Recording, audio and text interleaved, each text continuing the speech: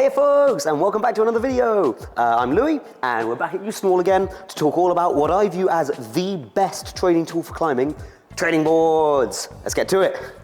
Now, while I'm going through explaining my various tips for getting started on training boards, we're going to intersperse my babbling and talking with me just smashing around on some of my favorite climbs on this kilter board. Nowadays, there's a lot of focus on fingerboarding and using crimp blocks to improve our finger strength and doing lots of conditioning to improve our general fitness and strength for climbing. But let's not forget how fantastic a tool a training board like this can be. I was thinking about my own progression as a climber, and I thought about going, I've actually got like pretty strong fingers. I consider my finger strength to be pretty decent, and I do next to zero fingerboarding and really never have done much of it. So I was trying to work out, well, how have I ended up with a pretty strong set of fingers? And the more I thought about it, the more I realized, I've not done that much fingerboarding, but I have spent an enormous amount of time smashing around on training boards like the one behind me. Now, I view smashing around on a training board like this as not quite as ruthlessly effective as hanging off a fingerboard, but it's almost as effective, and it's a lot more fun, and you develop loads of other strengths and skills by getting engaged with a training board like the one behind me. So let's talk about how we use them.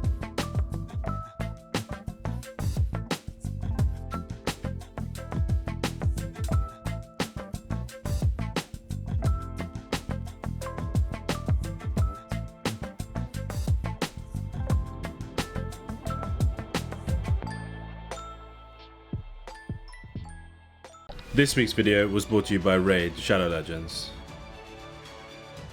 Raid Shadow Legends is the best mobile game out there. They have over 600 champions, so you can play the game you want to play and the way you want to play it straight off the bat. My top 3 reasons for playing Raid. Number 1, it must be the hero selection. There are so many heroes, over 600, so I get to play the game I want to play. 2, the battles are just so epic. Fighting these bosses on such a big scale is really fun, and it's something you can't do in many games. And number 3, it's just the combat style. The gameplay is really unique, it's really fun, and it's really intuitive, and it's not hard to play, but it is hard to master, so there's lots to do. This month they've introduced a brand new champion, Ronda Rousey, MMA star. I can't believe they've done this. I mean, they didn't put her signature armbar in there, but they made her so powerful that maybe if she was this form of herself, she would have actually beat Holly Holm. If you want to play Ronda Rousey, you need to log on to Raid between now and February 20th and play for 7 days, and you'll get Ronda absolutely free. And to celebrate her arrival, if you use the promo code RAIDRONDA, you'll get a bunch of helpful stuff like 3 days, 100 XP boost, 500k silver, and 5 full energy refills. Perfect for leveling up Ronda, and then you can get her to the top of her game. Also, if you're an Amazon Prime member, you get exclusive rewards in Raid right now just by being a Prime member. And if you haven't started playing Raid yet, click my link in the description or scan my QR code here on screen and you'll get unique bonuses worth $30 US. We're talking a free champion, we're talking 200k silver, 1 energy refill, and 1 XP boost, and an ancient shard, so you can summon awesome champions as soon as you get in the game. If that's something you want to do, scan the QR code you can see on screen now, or click the link in the description, and both of those things will get you unique bonuses. Thanks again to Raid Shadow Legends. Now back to the video. So first off, what is a training board? Because they look very different depending on where you go. I think a training board is basically anything which is a steeply overhanging bit of wall covered in a really high density of holds. So that might be a wooden training board where they've just got loads and loads of wooden holds all over it, or we could be talking about the moon board or the tension board, or one of my personal favorite iterations of a training board, the kilter board like I have behind me. Now, benefit of this is because it's covered in millions of holds, you've got countless options for making up climbs that challenge you in different ways. Seeing as it's all overhanging and not entirely good holds, you end up training a lot of finger strength just by trying to grip onto them and trying to do the climbs you've made up. Now, because getting started with one of these boards can be a little bit overwhelming, I wanted to talk in this video about some basic tips to get started with it so that everyone can make the most of these fantastic training tools that are present in most climbing gyms you go to.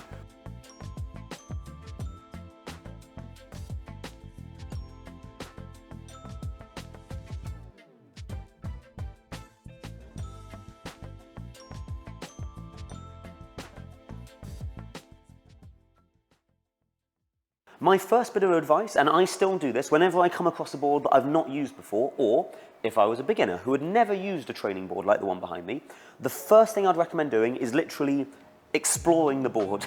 On most of the training boards you come across, a lot of the holds are bad and hard to use. And your first impression might be, well, I literally can't grab any of these holds. Keep searching, because actually on most boards, there are some decent edges and some decent holds that you will likely be able to use. So I'd recommend on your first visit to a new training board, just spending a little while feeling all the different holds and exploring it and finding which holds are your favourites, which ones are good, which ones can you actually get really good use from.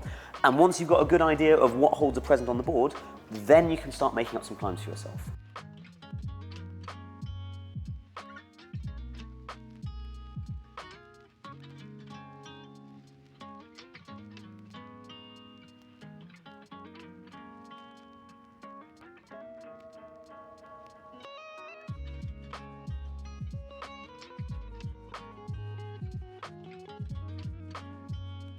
When it comes to making up your own climbs, I'd recommend starting off with all of those good holds that you've already found. So you've already explored the board, you've found all the best holds, make up a climb that uses some of those really good holds and see if you can get to the top. That on its own might be pretty challenging because a lot of the boards I've come across, even the easiest climb using the best holds on there, is still not that easy compared to the rest of the centre. So if you're still finding it difficult smashing around on what you found as the best holds on that board and you're still struggling to get to the top, don't worry. Remember, this is supposed to be a training tool, and just getting on it and pulling hard will slowly make you stronger and better. If you keep plugging away at it, eventually you'll get to the top. So start off by making up climbs using just those really, really good holds that you found. Then I'd recommend starting to vary it a little bit. Use mostly the really good holds that you've got, but start adding in some slightly worse ones so you can move from one of your favourites to a hold you don't really like, and then back to one of your favourites again is a really good way to start introducing some worse holds onto your climbs.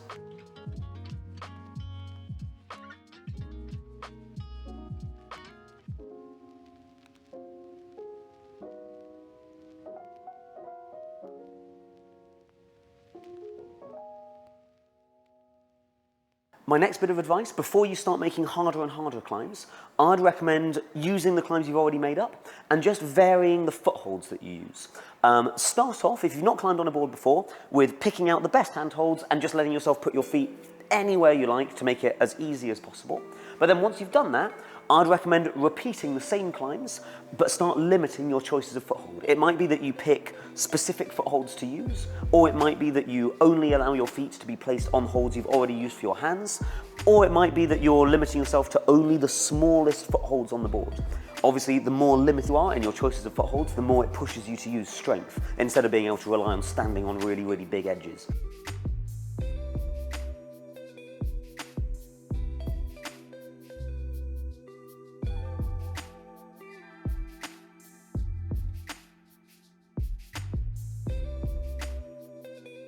Once you've got stuck in making up your own climbs and getting familiar with the board, I'd really recommend that you start trying some climbs set by other people. Now, some climbing centres will just have a board with loads of holds on it, and when I grew up climbing, there was a book with printed out pictures of the board where people had just circled the holds they wanted people to use. Nowadays though, we have kilter boards and moon boards and tension boards which have apps so you can try out the countless climbs which other people have set. Huge benefit of trying climbs set by other people is that it pushes you to challenge yourself with moves that you wouldn't choose to do yourself. I often find that if I make up a climb for myself, seem to be quite good at them, I find climbs set by other people harder because they have different skills, they're different sizes, but practicing that variety is really, really useful for your climbing. So I would heartily recommend that you try climbs set by other people.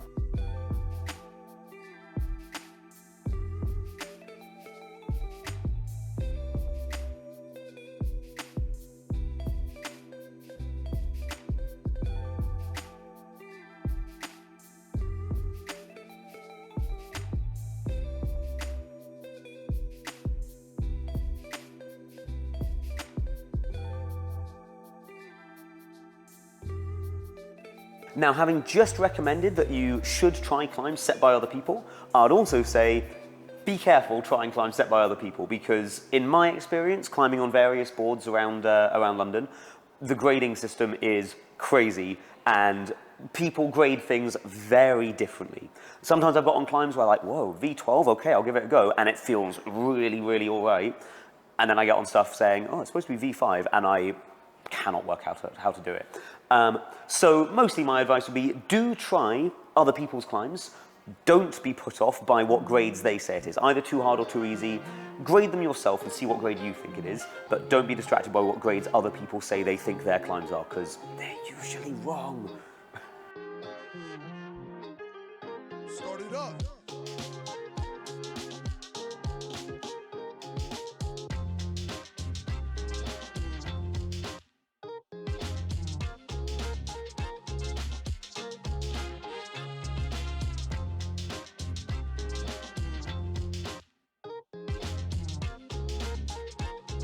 Final thing to talk about when using these boards is whether or not to use technique. Now, normally when we're climbing, using as much technique as possible just reduces the need for strength on a climb. There's a culture of climbing on training boards where people are saying, no, don't use technique. You should climb square on, you shouldn't do any drop knees, heel hooks and toe hooks are an absolute no. The less technique you use, and they are right, the more strength you're relying on instead. Now, I actually vary how I climb on training boards. Sometimes I use loads of technique, sometimes I try not to use any technique at all, and I basically treat it like a great big campus board. You decide how you want to approach it, but just bear in mind how your approach will change what skills you're gaining. The less strength you use, yeah, exactly as they say, you'll be relying more on strength and you'll get stronger by using less technique. This is how I used to climb accidentally all the time, and I got very strong that way. However, if you intentionally use technique, there are a lot of skills that you can practice on a board like that, which would obviously apply really well to harder climbs. If I was practicing to get stronger, I would choose to use very little technique and I'd get really, really strong that way. If I was practicing to climb well so that I could get onto a project in future and not just feel strong, but also feel like I can competently move well at that angle, then I'd also want to have practiced using loads of technique. So my recommendation would be do both. The first time you try a climb, you might want to try it using any technique you like. Use toe hooks, use heel hooks, ignore when people are booing you, just try and do the climb with whatever techniques you like. Then try it again with as little technique as possible and see how that goes for you.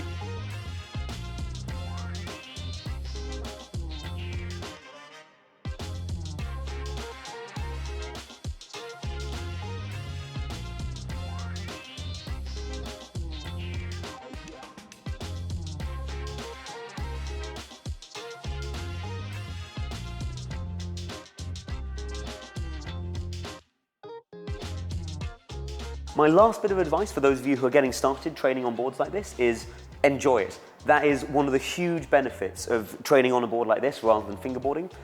It's more fun. You get to do loads of different climbs. It's more social because you get to climb with other people. So if you're finding the climbs hard, that's fine. You're doing it as finger strength training. If you're getting to the top every time, great. Mostly my advice would just be throw yourself into it and have fun.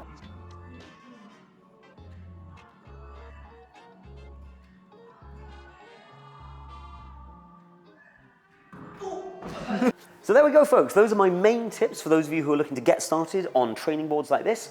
Overall, though, as I've said, my main advice is get started. It is a fantastic way of building really good finger strength and core strength, really, really useful skills for harder climbing, and having loads and loads of fun in the process. So if you like the video, click the like button, leave some comments, tell me what else you'd like to see in these videos, and click that join button. It's a very good join button to click. I'll see you next time, folks. Bye.